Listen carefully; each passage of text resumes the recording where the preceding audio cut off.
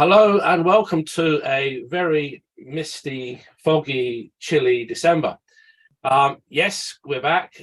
Neil isn't with us this month, so hopefully he'll be back next month. So without further ado, it's just myself, Nicky Vetts. And Mary McIntyre. And as always, we're going to start off with the shipping forecast for Comets. It's a belter this month. Oh, yes.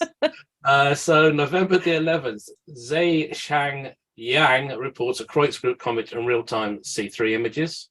November the 14th, Seiichi Yoshida reports a Kreutz comet in real-time C2 images. November the 15th, Seiichi Yoshida reports a Kreutz comet in real-time C2 images. And the 15th of November again, Warshot Bloomplod reports a Maya Group comet in real-time C2 images. November the 17th, put your dentures in, Nick. Seiichi Yoshida reports a Kreutz group. Oh, sorry, Seiichi Yoshida, Jiang Run, and Xiang Gu report a Kreutz group in C2 in real-time C2 images. 19th of November, Seiichi Yoshida reports a Kreutz group comet in real-time C2 images. November the 20th, cometary activity confirmed in 2020 MK4. There's another postcode popping up. Yeah. Another one on the 20th of November, Seiichi Yoshida reports a Kreutz group comet in real-time C2 images. And yet another one on November the 20th, Seiichi Yoshida and Han Ji-tan report a Kreutz group comet in real-time C2 images. And another on the 20th of November, Han Ji-tan reports a Kreutz group comet in real-time C2 images. November the 21st, Shi Zheng Yang reports a Kreutz group comet in real-time C2 images. We'll get this right by the end. There's a lot of practice. 22nd of November, Seiichi Yoshida reports a Kreutz group comet in real-time C2 images. November the 22nd, Jiang Run reports a Kreutz group comet in archival C2 images. 22nd of November again, 29P reported to be in a major outburst. I imaged some of that. I did image that actually. It was quite nice.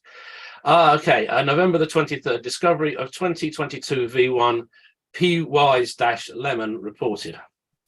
And the 23rd of November again, Warshot Bloomplod reports the Maya Group comet in real-time C2 images. November the 24th, discovery of 2022 U4 Bok reported. And the 24th of November again, discovery of 2022 W1P/Rankin reported. Go to it, David, my son. November the 24th, discovery of 2022 T1 reported. 24th of November again, Seiichi Yoshida reports a Kreutz group comet in real-time C2 images. November the 25th, Robert Picard and Seiichi Yoshida report a Kreutz group comet in real-time C2 images. 25th again, Seiichi Yoshida reports a Kreutz group comet in real-time C3 images. The 25th again of November, Jiang Run reports a Kreutz group comet in real-time C2 images. And on the 27th of November, Jiangyo Ruan reports a Kreutz group comet in archival C2 images. November 28th, discovery of 2022 U5 periodic pan-stars reported. And the 28th of November, Jiangyo Ruan reports a non-group comet in real-time C2 images. On November the 30th, Han Ji-tan reports a Kreutz group comet in real-time C2 images. And on the 1st of December, Han Ji-tan reports a Kreutz group comet in real-time C2 images. December the 3rd, Seiichi Yoshida and Han Ji-tan report a Kreutz group comet in real-time C2 images. And Han Ji-tan on the 3rd of December again reports another Kreutz group comet in real-time C2 images. December the 4th, Jiang Run reports a Kreutz group comet in real-time C2 images. And on the 5th of December, Han Ji-tan, Seiichi Yoshida and Jiangyo Ruan reports Kreutz group comet in real-time C2 images. December the 6th, Warshot Bloomplod reports a Kreutz group comet in real-time C3 images. And on the 8th of December, Jiangyo Ruan reports a Kreutz group comet in real-time C2 images. December the 10th was when the Comet page was, Comet section page was updated for visual observations. And breathe. As always, if there's been no recent updates, try the German Comet Group page, the Seiichi Yoshida's page, or Liga Iberoamericana de Astronomía for observations. And now we move on to current comet magnitudes and observable region for December 2022. I always felt it should be a kind of a Ronnie Barker sketch for that. Okay, 2017 K2 Pan-STARRS, magnitude 8.5, steady, 30 degrees south to 50 degrees south, early morning, last visually observed November 2022. 2022 E3 ZTF, that is magnitude 9.5 and brightening, observable 90 degrees north to 20 north. That's a morning object, last visually observed December 2022. 2020 V2 ZTF, 10.5 magnitude, bright, 90 degrees north to 5 degrees north all night, last visually observed December 2022. Then we have 2022 P1 NEOWISE, that's currently mag 10.5 and fading, observable 15 degrees north to 50 south. That is an evening object, last visually observed in November 2022. 81P Wild, 11th magnitude, steady, 60 degrees north to 30 degrees south, is a morning object, last visually observed December 2022. And we have 2022 A2 Pan-STARRS, that's magnitude 11.5 and brightening, observable 90 degrees north to 0 south. That is a morning object, last visually observed in December 2022. 29 L3 Atlas, 11.5 magnitude, fading, 35 degrees north to 50 degrees south. It's a morning object, last visually observed December 2022. Then we have 73P Svashman-Wachmann, that is magnitude 12 and fading, observable 35 north to 50 south. That's an evening object, last visually observed in November 2022. Then we have 2019 U5 Pan-STARRS, 13th magnitude, steady, 60 degrees north to 5 degrees north, early morning, and last visually observed December 2022. Then we have 29P Svashman-Wachmann, that is mag 13 question mark, that varies as we've seen this month. That's observable 90 degrees north to 30 south, best viewed in the morning, last visually observed December 2022. Just a quick interjection here on 29P. Recent images have shown it to look like a Pac-Man, believe it or not. No, seriously, but I think the best description I've heard of it was as a cryovolcano, because of the multiple jets it seemed to be putting out. Okay, 2020 K1 Pan-STARRS, 13.5 steady, poor elongation, last observed October 2022. 2019 T4 Atlas, mag 13.5 and fading, that's currently at poor elongation and hasn't been visually observed since June 2022. Then 2021 X1 Maury Attard, 14.5 bright, 35 degrees north to 50 degrees south all night, last visually observed November 2022. And finally, 2021 Y1 Atlas, that is 14.5 and brightening, observable 70 degrees north to 50 south. That is best viewed in the evening, last visually observed November 2022.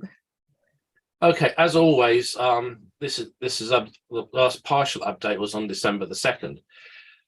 As the website points out, the magnitude is a rough value for the mean magnitude reported. Some observers will see it brighter than this, others will see it fainter.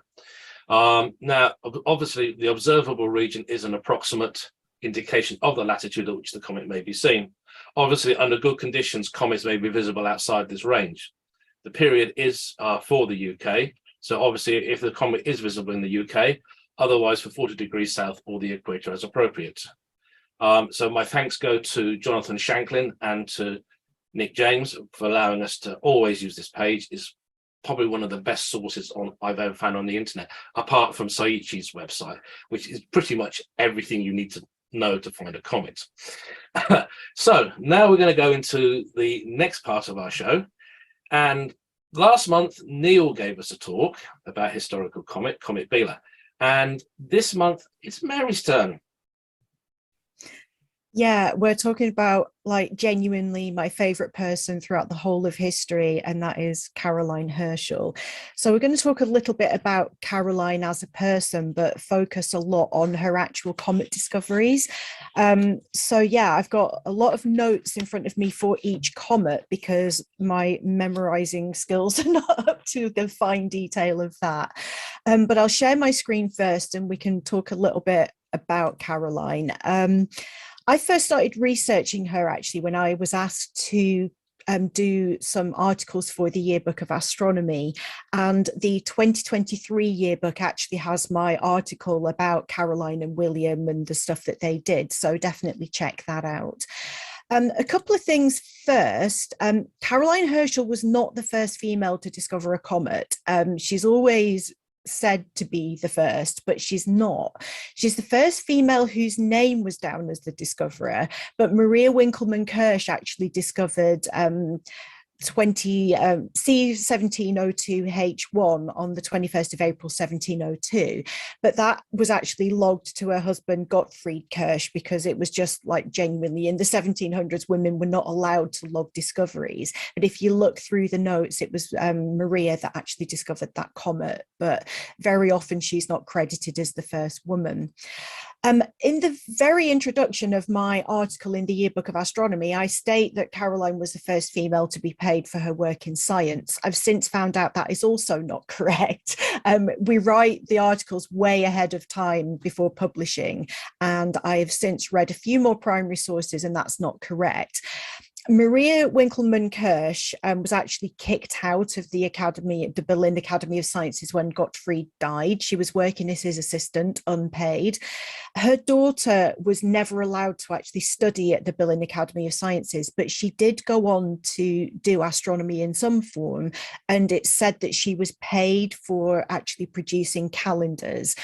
The reality is we will never know who the first female actually was to get paid, but we do know that in 1732, Laura Bassi-Verratti was the first woman to get a doctorate in science, and she ended up becoming the first ever salaried female lecturer in the world. So there are a lot of women that will have been paid, and it's just not gone down on record. But certainly the first high status female astronomer to be paid for her work was Caroline. The king actually gave her a pension as part of some work that he paid William to do. So Caroline had a really brutal start to life. She really did. But first of all, her first interest in astronomy did not come from her brother, William Herschel. It came from her dad. And her father was actually a really good admirer of astronomy. And she has this in her memoirs, remembering her dad taking her out on a clear night and pointing out several constellations, which she herself wrote to be beautiful. And actually, he showed her a comet, which is obviously something that became very relevant for her later in life. The other thing that she recalls in her memoirs is one of the few things in her memoirs that has a fixed date on it was in 1764, when she was 14. Her dad gathered the whole family outside around a bathtub full of water so that they could safely observe a solar eclipse reflected in the water. So these things obviously had an impact on Caroline. When Caroline was a child, she contracted typhus, and it's often written that typhus, I mean, this was an illness that would have killed many children in that period, but she survived that. She ended up being a very petite 4'3", and it's often written that the typhus stunted her growth. But in addition to that, she suffered extreme neglect at the hands of her mother. And if you read her memoirs, it's literally heartbreaking, the kind of things that she had to deal with. She also had smallpox, again, another illness that killed a lot of children, and she survived that. So she had some pock marks, she had some issues with sight in one of her eyes, and she was very, very petite. And her dad, who was actually one of her big champions, was kind of like, well, we don't have much money and you're not much of a looker, so you're probably never going to get married. And as a result of that, being the youngest and only female still living at home, she became the family's domestic slave. And I say slave because the treatment that she suffered was horrendous. So as a child, when she was kind of serving drinks at dinner parties or whatever, if she dropped anything or anything got knocked over, I mean, who at that age has the dexterity to do that? She would get whipped. And she actually writes in her memoirs that she felt the only time anyone in the family even noticed that she was there was when they were whipping her for doing something wrong. And that just breaks my heart so much. So her dad was a bit of a champion of hers, and he did kind of educate her. Her mother strongly disapproved of this, not just because she didn't believe that scientific subjects were suitable for a woman, but also because Caroline was allowed to go to school to learn to read and write because her mother couldn't do either of those things. And Caroline was useful to the family if she could read and write. She was taught needlework and things like that, and darning stockings, knitting stockings, all things that were useful to do around the house. But her mother wouldn't let her get an education beyond that, because then Caroline could go off and get a job as a governess or as a seamstress. So her mother blocked the education of anything that would make her useful to another family. So her dad would teach her stuff while she was out, when mother was away. So she didn't have an easy life at all. William was one of the few people in the family that actually did notice her and did things with her, and he used to refer to her as his dear Lena. So Caroline had a really strong affinity to him because of that. And I can't imagine how horrific her life actually was in those early days. It makes me so upset. When her father died, William and Alexander were already working successfully as musicians in Bath, and they actually wrote home and said to Caroline, come to Bath, we'll teach you how to do music, we'll teach you to be a singer, and then we can work together. So I can't imagine how excited Caroline would have been to actually have been taken out of that horrible home situation. And we hear a lot about William saving Cinderella from this awful lifestyle, but the actual reality was, when she got to Bath, first of all, is that she just ended up becoming the housekeeper for them. And William was very tunnel visioned and a brilliant man, but he had so little time to actually teach Caroline the music that she was supposed to be being taught. So a lot of it she actually taught herself, and she did go on to have a successful singing career. She had a successful millinery business for a while.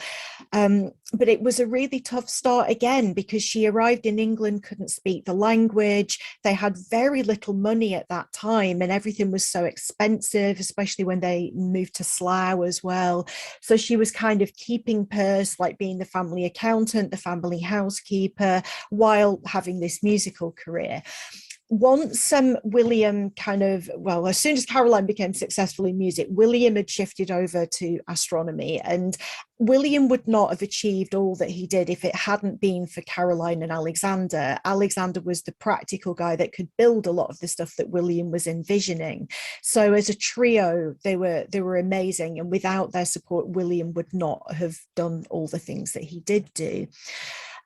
Once William became really into astronomy, he realized Caroline would be useful to be an astronomy assistant. And in her memoirs in 1882, there's this line: I found I was to be trained for an assistant, and by way of encouragement, a telescope adapted for sweeping, consisting of a tube with two glasses, such are commonly found in a finder.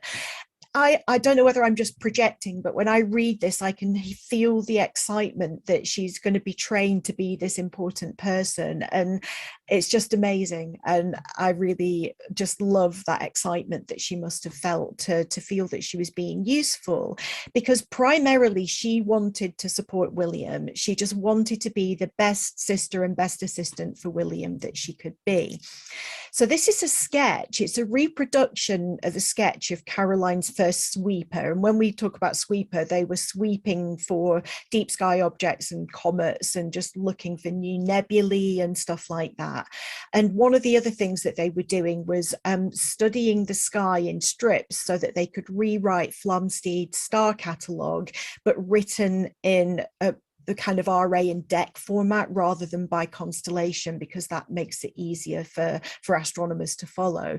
So this is a simple sketch of what that first telescope was like, and it really was little more than a finder scope. It didn't give a very great amount of magnification at all, but you can see that it was on this board, and there was this kind of pulley system going on. So when you wound the handle, the telescope would move up and down, and the whole thing would rotate side to side, so it would allow you to kind of do the sky in strips, basically.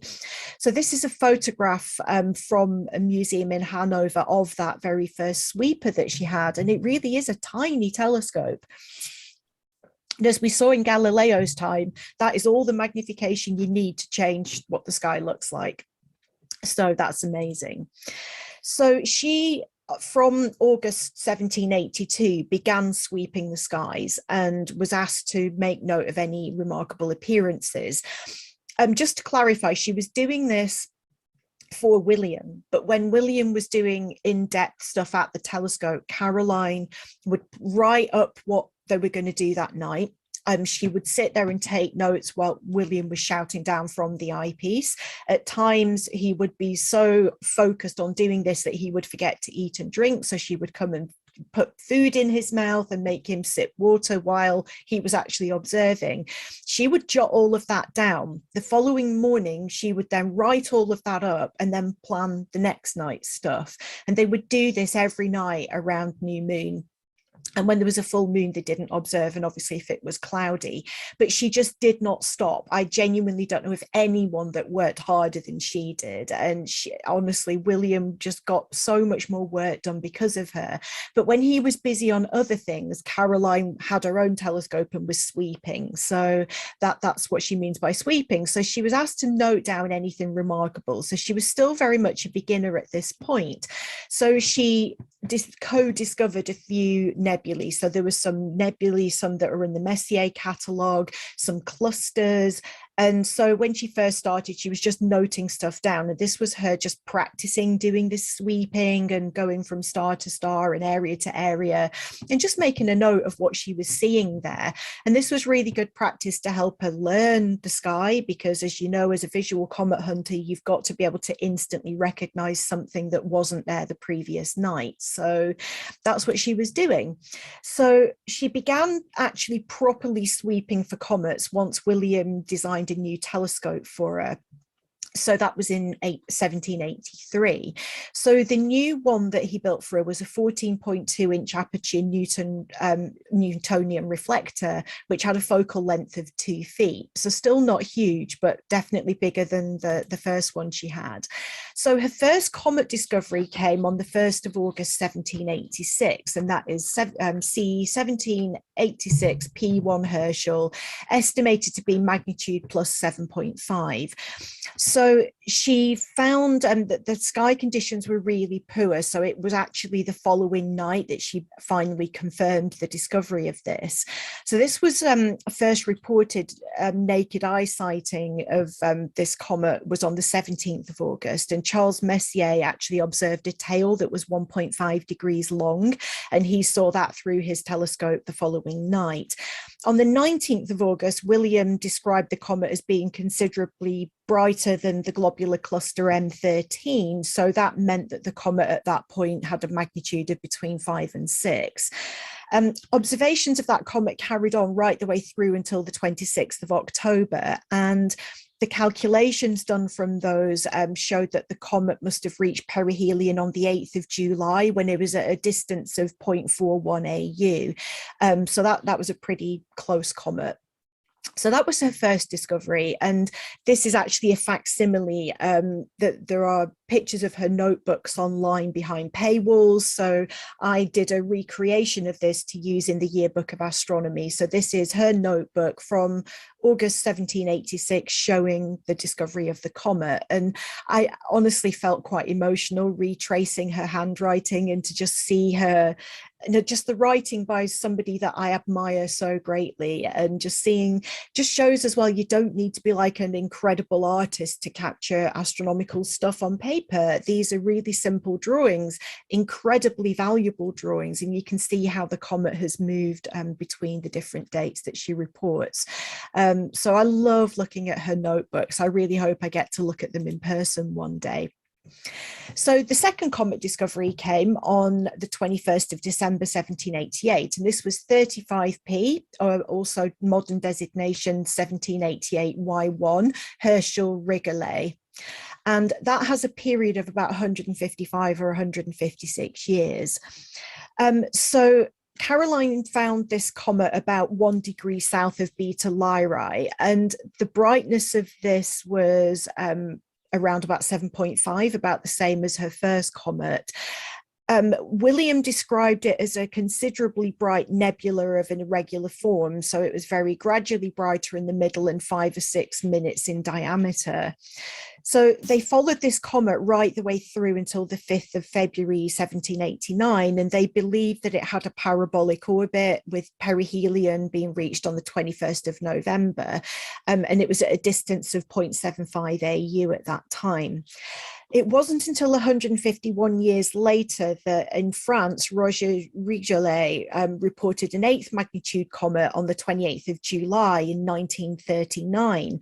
And within a few days, orbital calculations were done that suggested this was actually the same comet, and it was subsequently confirmed. So that one reached a peak brightness of 7.3 in early August, and perihelion was on the 9th of August, and then it slowly faded after that. So the last observation of that comet was made on the 16th of January in 1940 at Lick Observatory. Once we had the new system of comet nomenclature introduced, they renamed it, given the prefix 35P to indicate that it was the 35th periodic comet to have been observed returning to perihelion.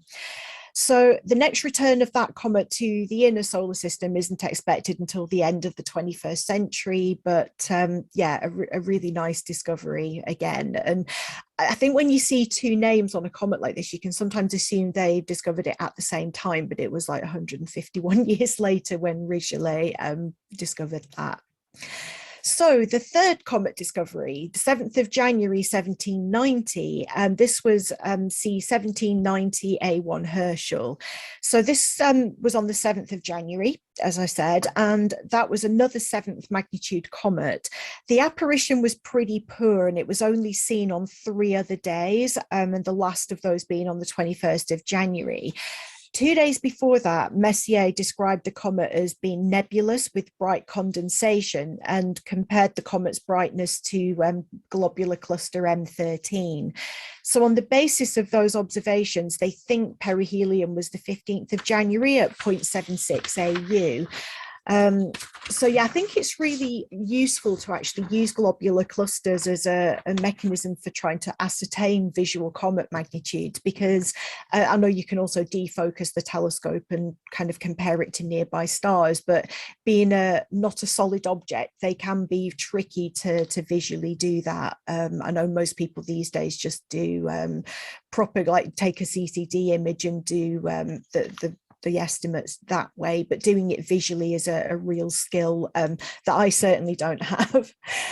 So Caroline's no, it's really hard, isn't it? Yeah. It's actually, I've forgotten what's the name they use for the calculations you do? Astrometric. I believe they do photometry on photometry. That's it. Yeah, I have done it, but I don't do it very often. Obviously, I've forgotten the name of it.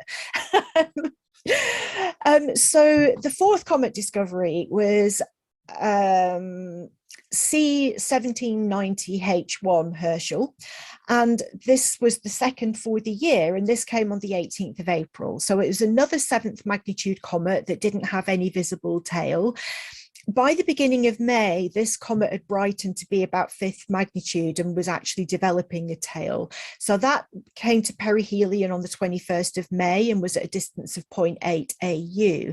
And by that time, the tail had lengthened to 4 degrees, so a pretty nice looking comet. The closest approach to Earth was in early June. That was still at a distance of 0.7 AU, but it had still brightened to a decent magnitude. It was like 4th magnitude and a 1 degree tail. And then that comet was last visually observed on the 29th of June. So yeah, good to get a second one for the year. And this is some extracts from her notebook from April and May in 1790, where she was doing follow-up observations on those comets. I really love seeing her beautiful handwriting, and you know, she couldn't speak any English when she first came to England, and to have such brilliant notes in English like so soon after she started working here, I think is really amazing. And this is some other notes, again, looking at those comets. I really like the depiction of the comet here as a series of dots forming that shape. I think that's really unusual. I just love looking at these historic drawings, and just again knowing that Caroline sat there and drew that. And you can see here she's written that it was with her small sweeper, which I think is adorable. Actually, looking at that, the image for May the 18th, it kind of makes me think that she was trying to produce the actual outline of the comet. Yeah. By using the dots, it is a very effective way to do it. It really is, because these all look like they're done in ink rather than with pencil. So yeah, just beautiful. I honestly will cry if I ever do get to see these notebooks in person. I love her so much. The Rast Library has some of her stuff, don't they? They do, yeah, they do. Well, I need to invent some research reason to access them. Yeah, well, as I say, as fellows, if we can find a research reason, we can actually access this. We can. And this is one of the nice things about the Royal Astronomical Society, is that you actually have the ability to do this. Yeah. Yeah, there's a great amount of resources there for you, isn't there? So in 1791, William made Caroline a more powerful sweeper. So it was the same design. So some of the sketches can get kind of mixed up over which one the sketch is of, because the sketches look identical. It's just the same thing, but bigger. This one had a 9.2 inch aperture, which is a huge jump up from the previous one. So the focal length of this was 5 feet 3 inches. And when they refer to their telescopes, they always refer to it as the focal length telescope, whereas I never do that. I always refer to the aperture when I talk about telescopes. And I don't know if it's just other people use focal length. I don't know whether it's just me that uses aperture, but it just seems to be what people do now, because the aperture is irrelevant. The focal length is the important thing, isn't it, really? Especially with the more complex telescope designs that we have now. So the field of view of this particular instrument was 1 degree 49 minutes. So it was definitely getting her in a lot deeper. And this design, again, because it was on that board with the pulley, it allowed her to do vertical sweeps of the sky, then move along and then do another strip of sky. And she could do a quarter of the entire sky in a night with that instrument using that. So it was a really great design, actually, for that purpose. It'd be terrible for imaging through, but for kind of doing visual sweeping, it was brilliant. And it meant also the eyepiece was in the same position. That's the crucial thing. So it's like there are those mounts you can get, aren't there, where the eyepiece is actually in where the telescope joins the mount. I can't remember the name of them. So it would have been comfortable to sit and actually do that without having to change your position too much. So this is a couple of sketches again of Caroline's 5'3" focal length sweeper, pretty much the same design, but you can see on the back there are these kind of braces holding everything up, and it's on this table that can spin round, and again the pulley system that lifts it up and down. Some of these sketches were done after the fact in letters that were sent to people talking about these telescopes. So some of it is kind of done from memory. I think John Herschel, William's son, actually did some crude sketches of this in a letter. So that's where some of these have come from. These have not been widely published anywhere, so it's really cool to actually see these. So that's the telescope that she was using from then on. And on the 15th of December 1791 we have the 5th comet discovery. So this was comet C 1791 X1 Herschel. So there was a 20-month drought of comet discoveries by anybody in the world at that point, and this one was Caroline's, and it kind of broke the drought, as it were. There just hadn't been any new ones. By the time she saw it, it had already brightened to 6th magnitude and was described by Caroline as a pretty large telescopic comet. So the perihelion occurred on the 14th of January 1792, and it was at 1.29 AU. The closing solar distance wasn't enough to compensate for the increasing distance of the comet from Earth, so it faded, and it was last seen on the 28th of January by Messier. So it wasn't around for very long, but it did sound like a nice comet all the same. Her sixth comet discovery, 7th of October 1793, and this is C1793 S2 Messier, because Messier saw it first, although they did independently see it. So she discovered it in her notes on the 7th of October, and it had a brightness again of around 5th magnitude. She didn't know that Messier had seen it on the 24th of September, so just a couple of weeks before, when it was at 6th magnitude. So the comet was named after Messier because he saw it first. Now, the perihelion for this one was on the 5th of November, and it reached 0.4 AU, and Messier was able to actually recover that comet following solar conjunction on the 29th of December.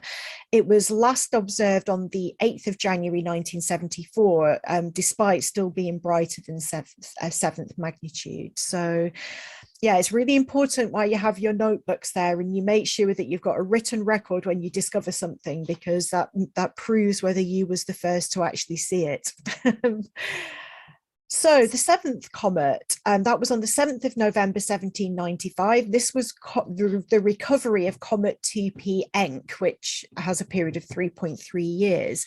So the story for this one is quite interesting. So it was first sighted in the constellation Aquarius by Pierre Méchain, who was a famous French comet hunter. At the time, it was likened to the magnitude of globular cluster M2. After notifying Messier, both comet hunters and Jean-Dominique Cassini observed that comet 2 nights later on the 19th of January. It was moving rapidly into the evening twilights, and future astronomers discovered or calculated the perihelion was on the 31st of January, and it wasn't sighted again, so an orbit couldn't be calculated on the basis of those two observations. 10 years later, the comet was sighted again, and Caroline Herschel came across it while observing on the 7th of November on 1795. William noted that this comet was actually visible to the naked eye, while Alexis Bouvard compared its brightness to M31, so a pretty decent magnitude for a comet. So this was actually observed for a period of 3 weeks, and it was discovered perihelion was on the 21st of December. Other notable astronomers included Johann Bode and Henrik Olbers. So an orbit calculation was attempted, but the only conclusion reached was that the orbit was not parabolic. They just didn't have enough observations to be able to do anything useful. So another 10 years pass where the discovery is discovered again. This time it was seen on the 19th of October 1805 by Jean-Louis Pons and Johann Sigmund Huth and Alexis Bouvard. So Huth estimated that it had a brightness of 5th magnitude and a 5 arc minute wide coma and a 3 degree long tail. So Johann Encke actually entered the picture at this point. So he was a German astronomer who became the director of the Berlin Observatory. Encke actually studied the positions that had been reported and suggested that they fitted an elliptical orbit with a period of 12.1 years.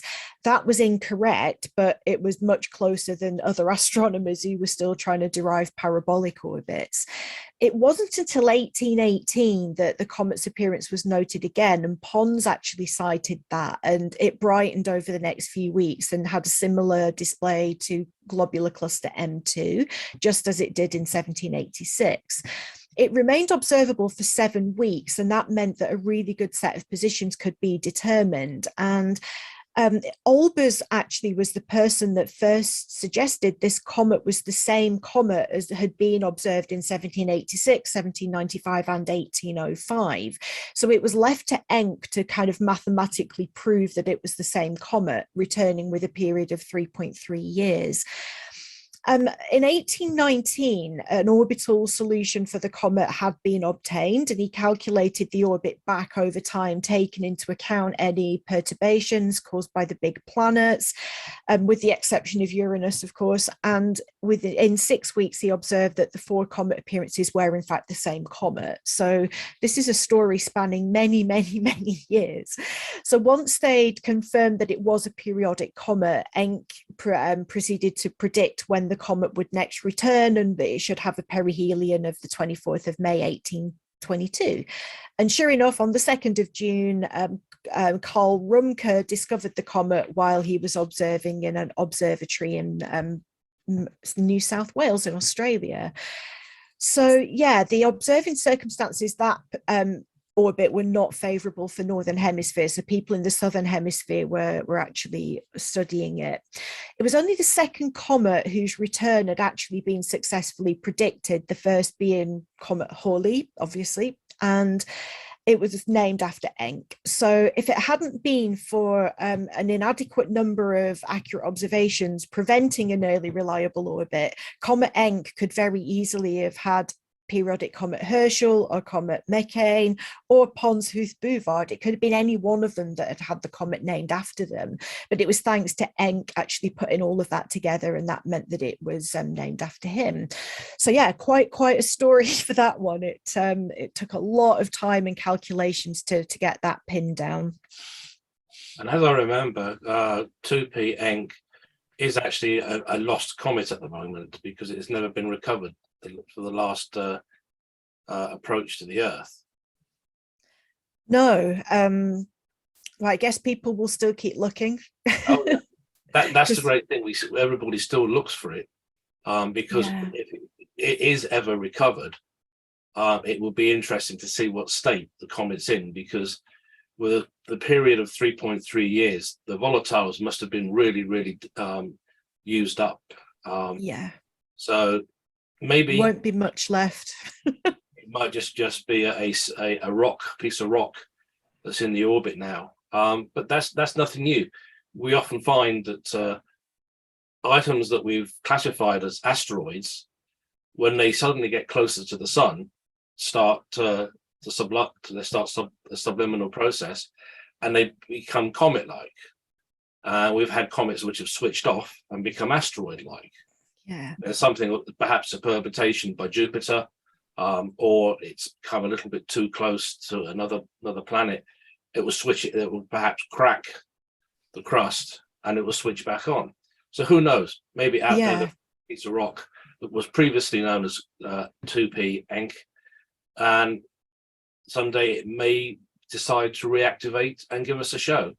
But as I say, I do think at the moment it is probably, yes, it's a great thing to search for, but I think it's going to be futile at the moment. Yeah. Sad, really, but then again, a period of 3.3 years, it's done an awful lot of trips around the sun.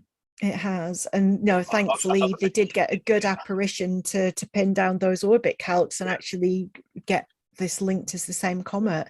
You wonder how many comets through history are the same comets that just haven't been kind of pinned down in that way. Well, the classic example, of course, is P1 Halley. It was actually traced back to the Norman invasion, and it's shown on the Bayeux Tapestry. Yeah.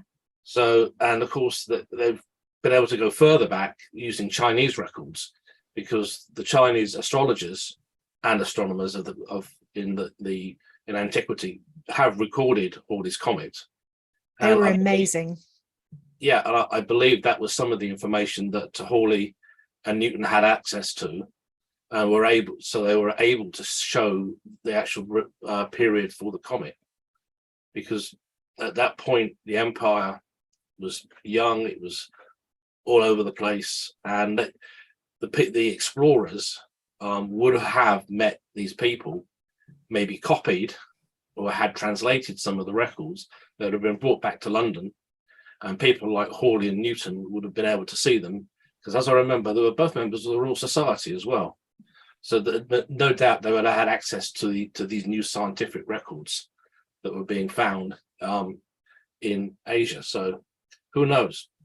Well, when there's a lot of instances throughout history where women that have been working in astronomy have had their contributions kind of hidden by their male colleagues. And one of those was a French lady, Nicole, she's got a very long name, Nicole Lepete, I think. Nicole Lepete.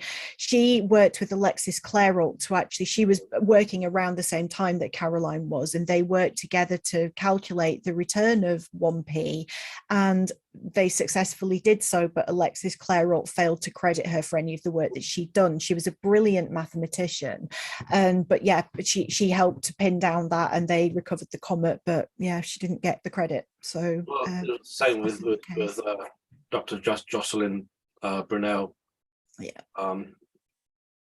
She discovered pulsars, but because she was working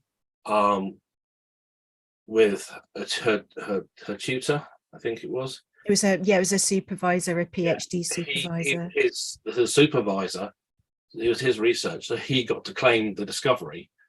And Jocelyn Burnell, what's her name? Bell.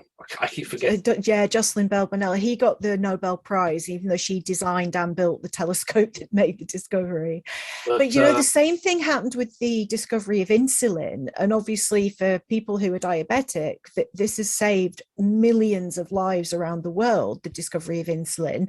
It was a PhD student who discovered it, but his supervisor got the Nobel Prize. And his supervisor was so furious that he split the prize money with his PhD student because he didn't believe it was right.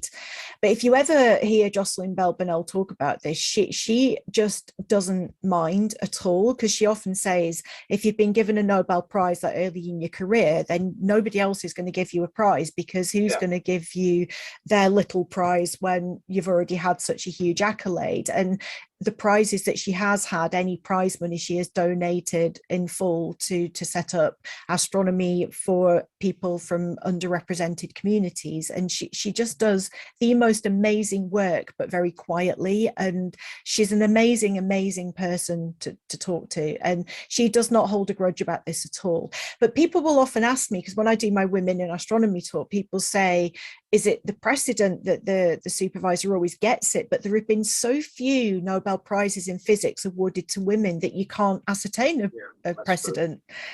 Sometimes it seems to go to the student, sometimes it goes to the supervisor. But when it comes to female PhD students, so few ever get the prize. So it's a really tough one. But she just takes it in good faith. She doesn't hold any grudges about that at all. I think everyone else as a whole is furious on her behalf, but she just isn't. So she's amazing. And of course, the thing is, there'll never be a Nobel Prize for astronomy. It always goes through the physics way, because reputedly, Nobel's wife was involved with an astronomer. So therefore, he stipulated that there would never be a Nobel Prize for astronomy. Right. Back. But then again, astronomy and physics are pretty much sides of the same coin. Yeah, definitely. Astronomers do get recognized, but through the physics route, which is a cool way to do it, I suppose, really. Anyway, sorry. Oh, no, that's fine. So we've got one last discovery. So Caroline's 8th comet was discovered on the 6th of August, 1797. This is C1797 P1 Bouvard-Herschel. This was a naked eye comet, which is extraordinary. So Eugene Bouvard and Caroline both independently discovered this 3rd magnitude comet within a few hours of each other. So that's why it's named for both of them.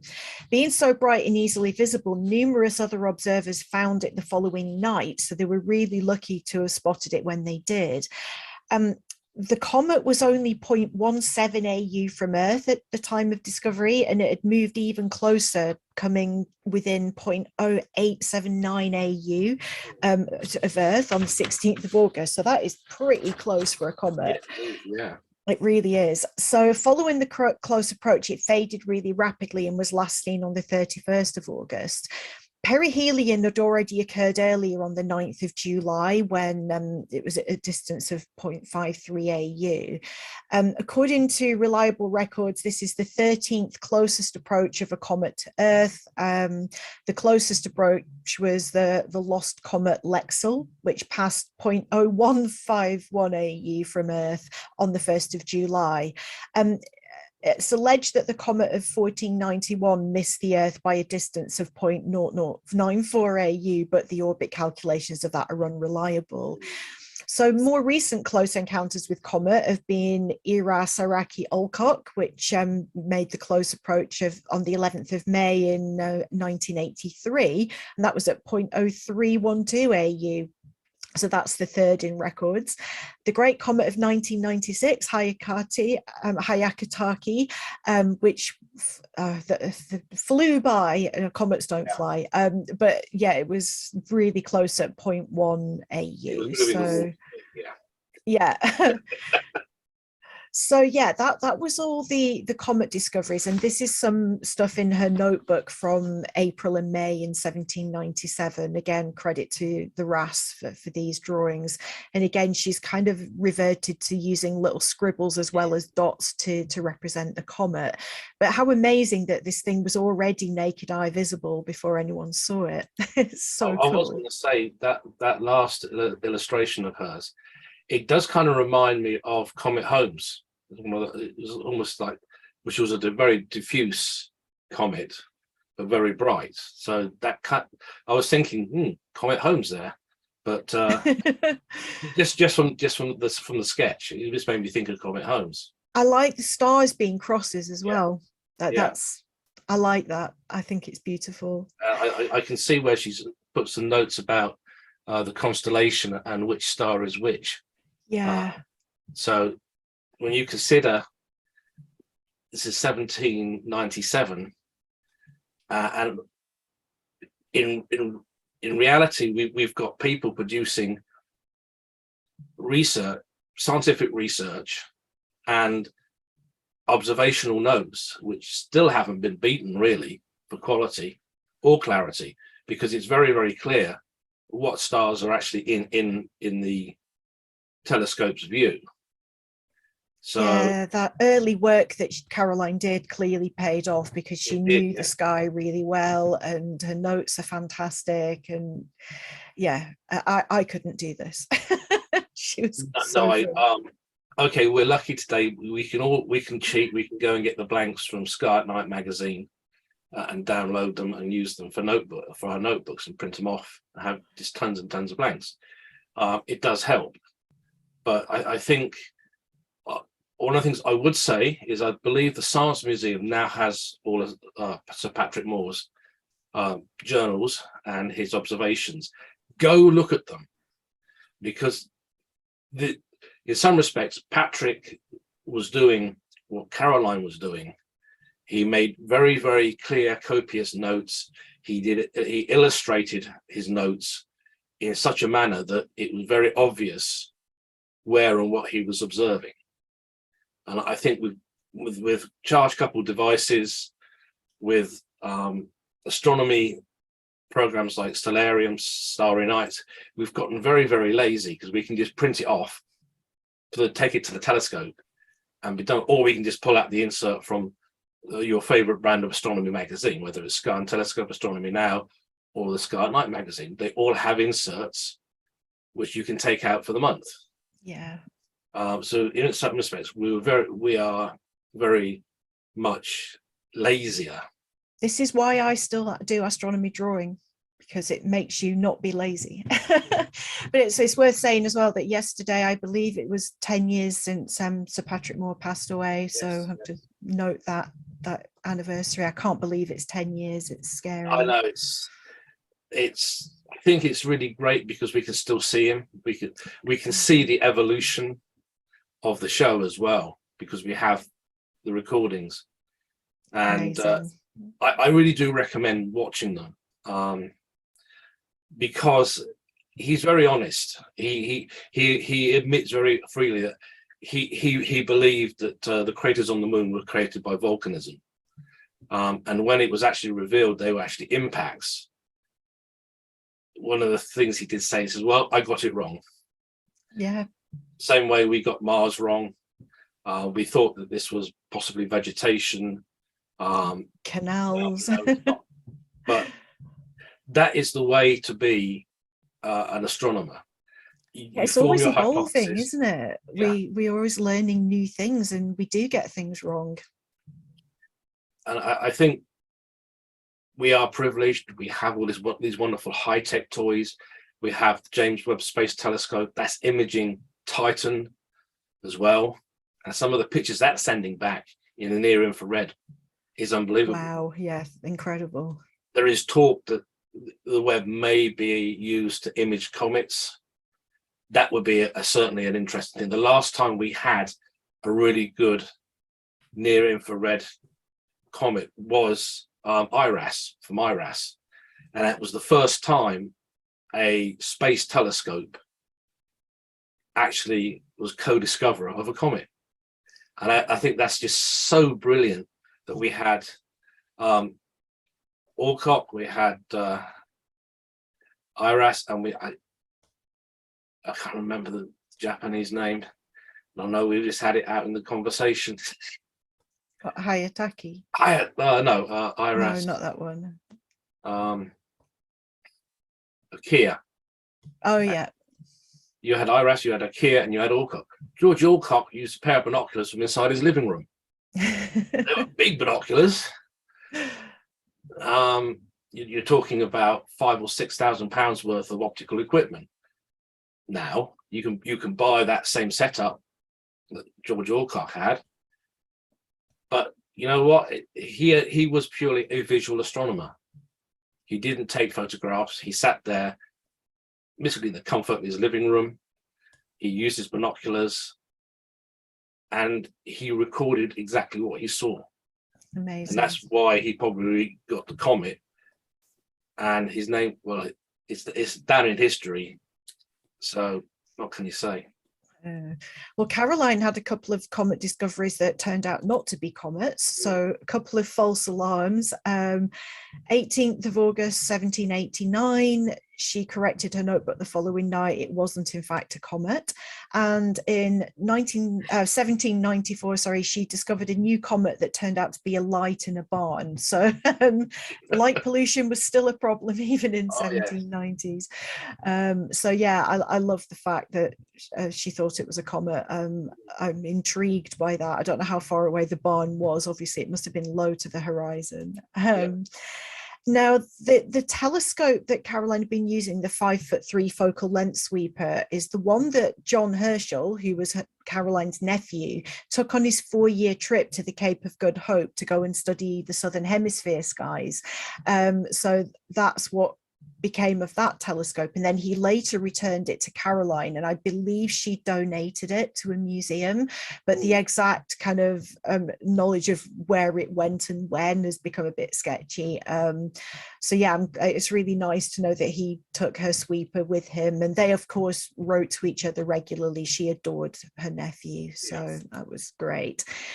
Now, later in Caroline's life, when while they were working together, obviously the king gave her a salary, so she was given £50 a year to work with William, and she was starting to get noticed because she was, she discovered all of these comets. She'd made other nebulae and clusters that she'd discovered, as well as the work she was doing with William, and she began to get a lot of accolades and awards. Later in life, when William had died, she basically was so grief-stricken, as you can imagine, that she didn't believe that she would live the year. So she actually left England and went back to Hanover, a decision that I think she later regretted immensely, because while she was there, she went on to work. She was continuing working, writing up all of William's journals, rewriting all of the Flamsteed Star catalogue, and conversing with her nephew on discoveries he was making.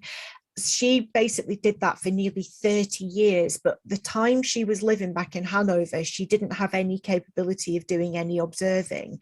So when she started to get these accolades, she did not feel deserving of them at all. So she was the first woman ever to be awarded the gold medal by the Royal Astronomical Society in 1828. They do not give those out lightly. They don't. And Mary Somerville and Caroline Herschel in 1835 were the first women to be named honorary members of the Royal Astronomical Society. Women were not allowed to be fellows at that time because of a quibble over a male pronoun in their founding charter. That was later corrected Isis Pogson, another amazing female astronomer, the first to become a professor of astronomy at Vassar. Her father put her forward to become a fellow, and they turned her down because of that, but they did overturn that in the early 1900s, and those two were eventually named fellows.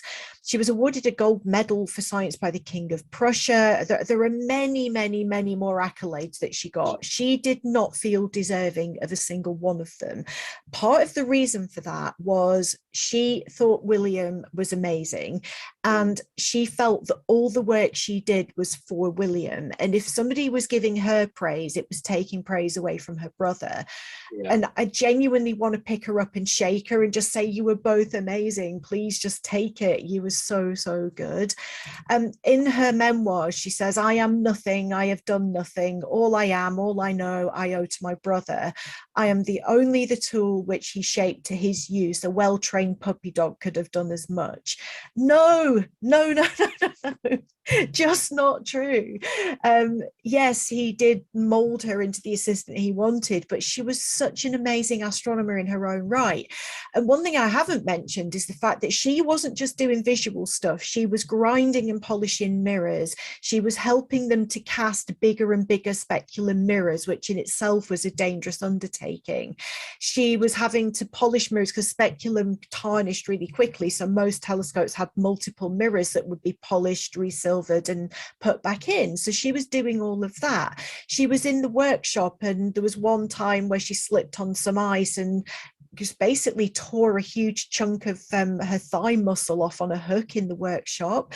She was so petite, and yet she was just getting in there up to her elbows with whatever to just help build this stuff. And she would then align telescopes as well, mount them and align them and all of that stuff. So she was just such an amazing all-rounder when it came to astronomy, and she just did not have any value of her own worth at all. It really makes me sad.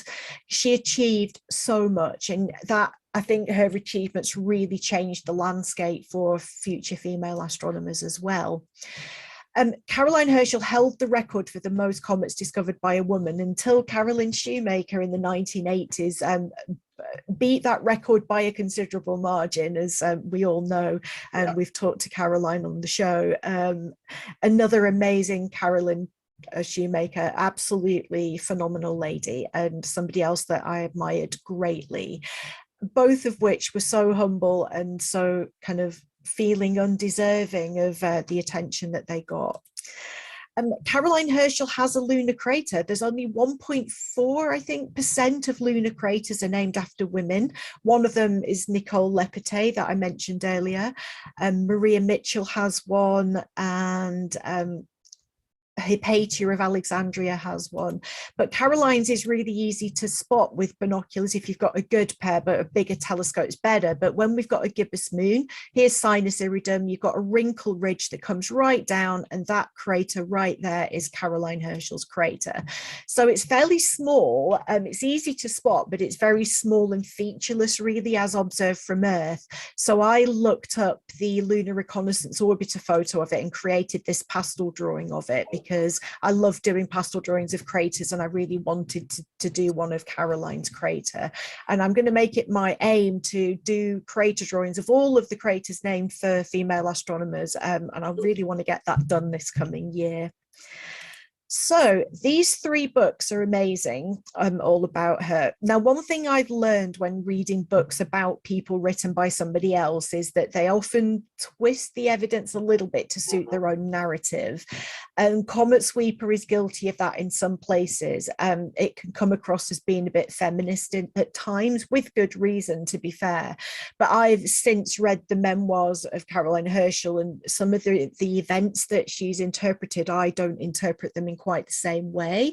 So this is great because it's Caroline's own words. Her feelings around the time that William got married have all been destroyed. Caroline basically had to move out. So she had to live away from the observatory, couldn't have the books to hand when she was writing up notes. So it was an incredibly frustrating time for her. And there was a lot written about how she resented the marriage and whatever. But it's really clear from the correspondence that whatever her feelings were at the beginning, she came to be extremely fond of William's wife. They were very, very good friends. So she obviously didn't want people reading any stuff that didn't cast her family favorably. So we'll never know for sure what her feelings were because it's all gone. The Emily Winterburn book is focused on the 10 years that Caroline was the most productive, and it's really good. But the painting that is on the cover annoys me beyond belief. I mean, Emily didn't paint it. It's a portrait that's was done for the family, but Caroline did so much. And yet on this painting she's depicted of giving William a cup of tea while he polishes a mirror, and I'm like, oh my god, she's better than that. She was more than that. She was more than just she did bring tea to William, but she did so much more than that. And so that painting winds me up so much. But those books are really good, and it's good to kind of look from multiple sources. So I will stop sharing. We talked for ages, but I have to admit, Mary, this is the first time I've heard that talk from you. Okay, I know quite a few other people have heard the talk, and they've all said great things. And they're right; it is a bloody, in the words of Ron Weasley, bloody wicked talk. And hopefully, maybe in the near future, we can get you to come back and talk more about Caroline. Because I know you've got tons of stuff about her, and you love talking about her. You know, there are two people in history I would most love to meet. One is Caroline Herschel. The second choice is Tycho Brahe, because he was a hoot. I believe he had a gold nose because he lost half of his nose in a duel or something. He did, and the reason he lost his nose in a duel is over an argument over the solution to a maths equation. It sounds typical, doesn't it? He had a pet dwarf, which, you know, not very politically correct to own a pet. Calling him a pet is so offensive, but Jep was a dwarf that he had living with him, and he referred to him as his pet dwarf. But yeah, I mean, he was an amazing astronomer. He was the last great naked eye astronomer, because he was working just before the invention of the telescope, and the equipment that he used to precisely measure the positions of stuff had just never been done to that accuracy before. But Tycho had a sister, Sophia, who worked with him on the new models for predicting the positions of planets. And again, Sophia is rarely credited with any of the work that she did. She worked with him from being 10 years old in his observatory. What I find entertaining, obviously the family were against Sophia studying astronomy, but they were a family of noble birth, and they didn't feel astronomy was an appropriate pastime for him either. They thought astronomy was just not something appropriate for nobility, which I find quite funny, because today, if your son's like, I'm going to be an astronomer, I'm going to be like, yay, I'm so proud. But they were like, no, that's not appropriate at all. But yeah, it's a shame. I think his observatory hasn't been preserved as well as it probably should have. I think there are some ruins of it still there, but when you read the lengths he went to so precisely map the heavens, it's just extraordinary. Oh yes, unfortunately, in the time, a lot of the work wasn't really appreciated, because in order to do it, you had to have a rich patron.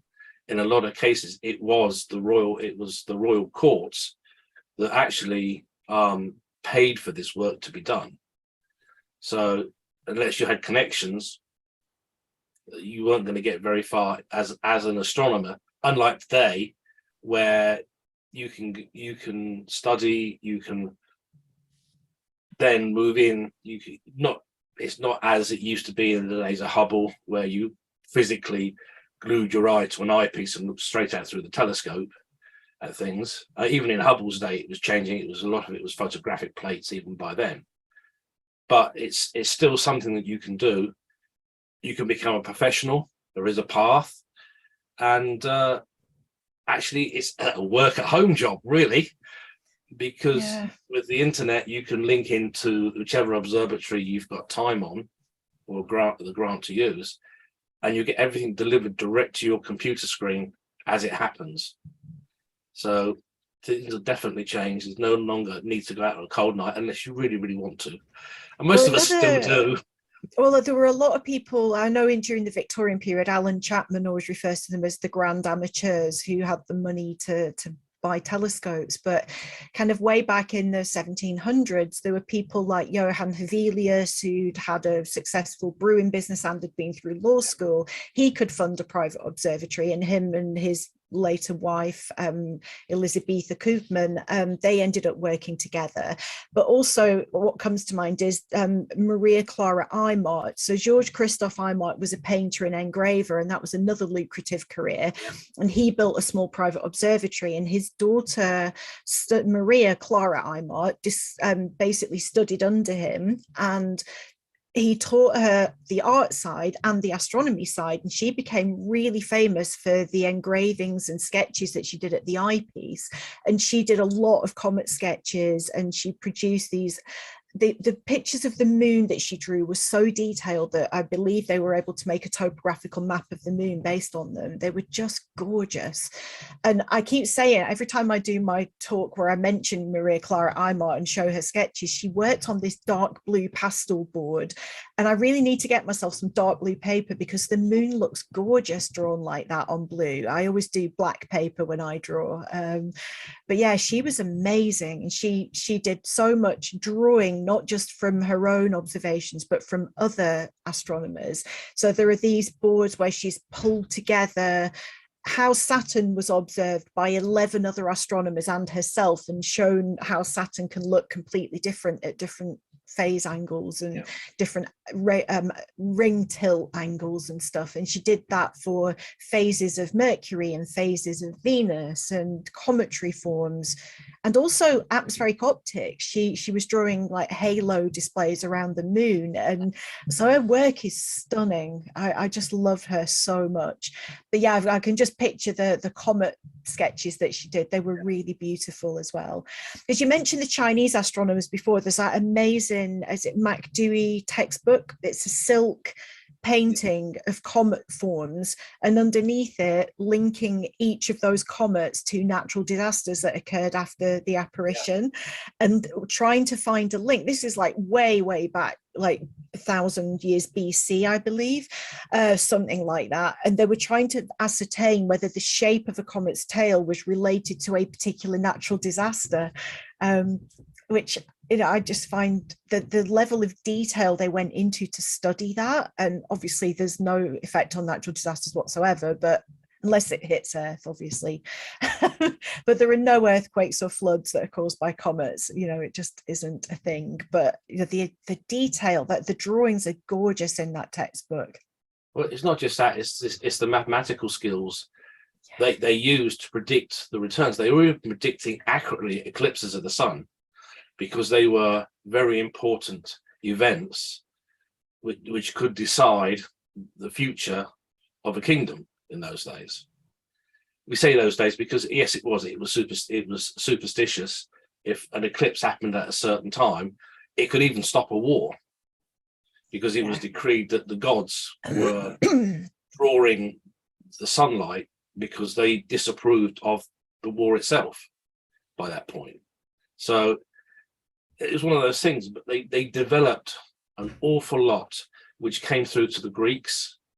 And then when a lot of what the Greeks did for astronomy was lost to the West, but the records were already held and available to Islamic scholars, and they reintroduced us to what the Greeks already knew, and that allowed us to progress. It's like, as it was said with atomic energy, we are building on the shoulders of giants. Yeah. And literally that is what's happening even today. Everything we know today and do today is built on the discoveries made in the past. So it's no really totally original. Well, I say you can't say that about quantum science, because that is fairly original. But in the majority of cases, everything we know and everything we look at today, we are literally building on what has come before. Oops, I just hit my microphone. Oops. So yeah, even the Babylonians had knowledge of Saros cycles when it came yeah, to eclipses. So in reality, we are very lucky that a lot of this survived to be transmitted through the various different ways, which I think is really a really good note to end. Well, we're at 1 hour 23 minutes, so we had a great show. Thanks, Mary. So yes, I think this is a really good point to really end the show with the thought that Christmas is coming, and now there's probably a good time to help the member of your family who's into physics, into science, into astronomy, chemistry, whatever. This is probably the best time of year to help them, because this is when you can buy all those lovely scientific home kits, which are fairly safe. So if you have an astronomer, you have a budding physicist, budding chemist, there's your Christmas present, something that will help them through their next year of school. And perhaps sometime in the future, they're going to discover something that will be potentially very important to our civilization. There you go. And if ever you visit in Oxford, go to the Museum of the History of Science, because there are drawings of Caroline's equipment, but also their collection of Islamic astrolabes is divine, because the Islamic world really knew how to build a beautiful astrolabe. Oh, yes. And I was once at a private party to have a tour of the astrolabes. I was like, can I just sleep here for a week? It was just absolutely brilliant. So well worth a visit if you're in Oxford. Well, and also at this point, probably a good idea to plug the Herschel Society. Yes. We'll put a link into the show notes for that.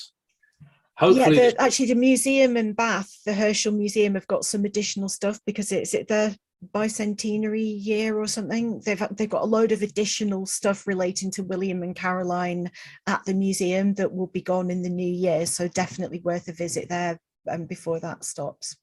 So that will be all in the show notes. So I think at this point, I'll say it's good night from me. And good night from me. Have a lovely Christmas. And a really safe new year. And we will see you all in January. Bye. Bye. Just got to remember to use the right mouse.